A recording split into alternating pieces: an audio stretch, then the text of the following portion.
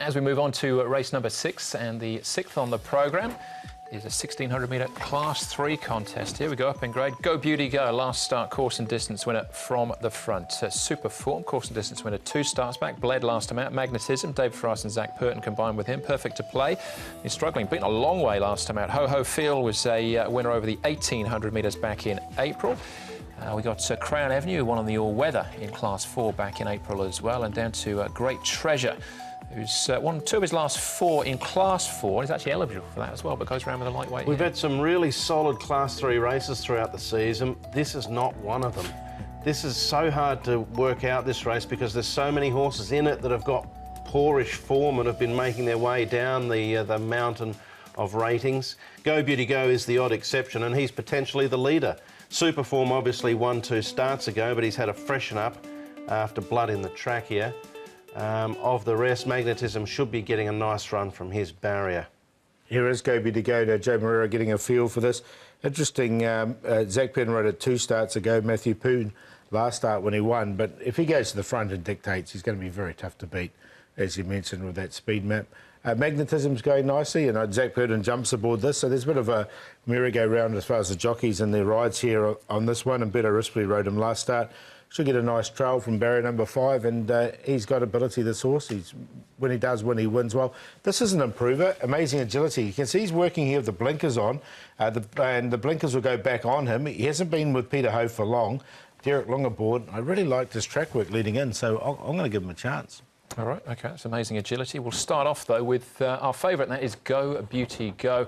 Really good ride from the front from Matthew Poon last time out. Just dictated, and margin wasn't huge, but never really in danger. No, so he's got to carry some more weight this time, 9 pound more, but he is, of course, a horse that had a freshen up sort of around the 10th, 11th of January, had a start, and then he hadn't run until the 29th of April. So he's effectively going into the race 3rd up.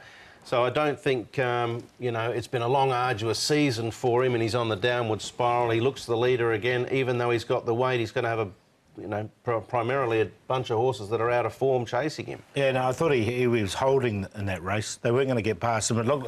He did steal it in a way because of the sectionals, but nothing was going to get past him. I think he just kept going.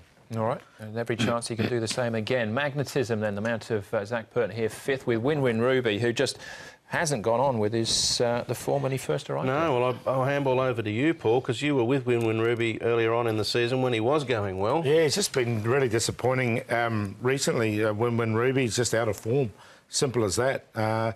Magnetism, I think, you know, when he can run some good races at times, so I wouldn't be surprised if he ran a good one on Sunday. Yep. Speaking of form, Super Form. There was a pretty good winner 2 starts back. Had excuses then pulling up with blood in his trachea last time out. He's been back to the trials. He has. He is a horse that's won 3 races. 2 of them have been at Happy Valley, but he's won twice 1st up as well from 4 starts. So Tony Millard has given him a little bit of a freshen up as well. Obviously, after that blood in the trachea, some time off was required. Trialled OK for his indentured apprentice here in Victor Wong. The 11, I presume, he want to roll forward, but he's not generally a front-running sort of type, so that concerned me a little. I reckon they'll go back. I don't reckon they'll go forward with him. No. Because that'll be against his sort of running pattern. So barrier 11 might make it a bit tricky, but I'd say he'll settle midfield or back and midfield. If they do go back and Go Beauty Go gets to the front and dictates and it's a sit sprint, then it's probably going to be harder for him. All right, and that horse in the yellow jacket in that trial there was Werther. So it reads quite well, doesn't it, as far as that is concerned. But, Paul, Go Beauty Go is our favourite. Yeah, and I think he can win it. I think he'll go to the front, and he's got less convictions than a lot of these horses in this race. Amazing agility is the big improver, I think. He seems to be going nicely for the new stable, and the blinkers going back on will help him. Magnetism's got ability. And I'll throw Super Form in because he's well rated now, those 10 pounds that come off him. 1, 10, 5 and 3. If you don't want to back 1 to win because he might end up coming up quite short, then take the exotics around the 5 and 10 as well.